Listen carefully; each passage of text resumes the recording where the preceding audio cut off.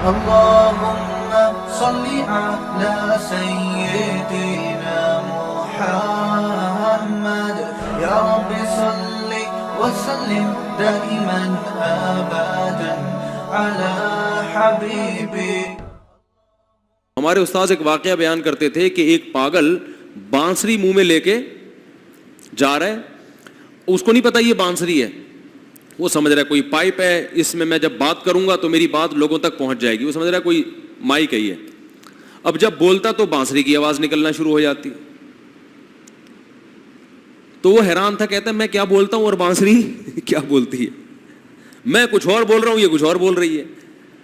تو آج ہمارے دل میں کچھ اور ہوتا ہے, بولنا کچھ اور چاہتے ہیں, زبان سے نکلتا کچھ اور ہے, اور اسی سے پھڈے ہوتے ہیں. اس سے کیا ہوتا ہے, بولو بھائی, پھڈے ہوتے ہیں.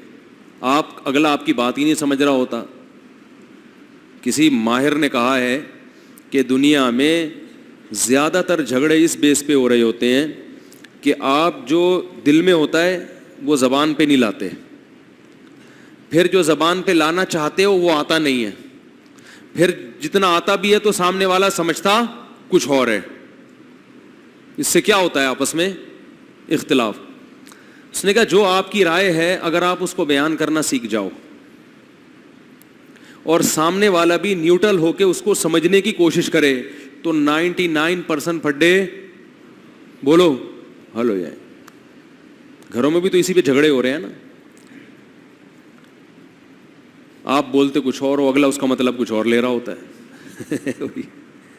ایک صاحب کہتے ہیں میں نے اپنے والد صاحب کو کہا ریٹائرمنٹ کے بعد, والد صاحب پریشان رہنے لگے گھر میں اکیلے, تو میں نے کہا آپ کوئی دکان وغیرہ کر لیں تاکہ مصروفیت ہو جائے.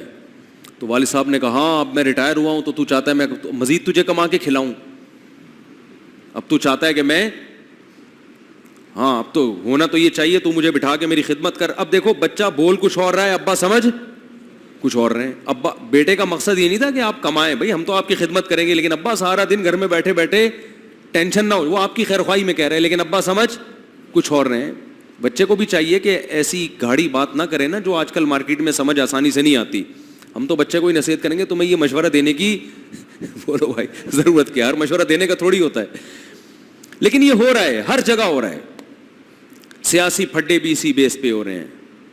ایک سیاسی لیڈر ایک بیان کرتا ہے, دوسرے اس کو الٹا لے کے جا رہے ہوتے. مفتی طارق مسعود صاحب کے بیانات سننے کے لیے youtube.com/مفتی طارق مسعود کو سبسکرائب کریں, اور اگر آپ لائیو ویڈیو کو کبھی بھی مس نہیں کرنا چاہتے ہیں تو سبسکرائب کرنے کے بعد بیل آئیکن پہ کلک کرنا مت بھولیں. جزاک اللہ.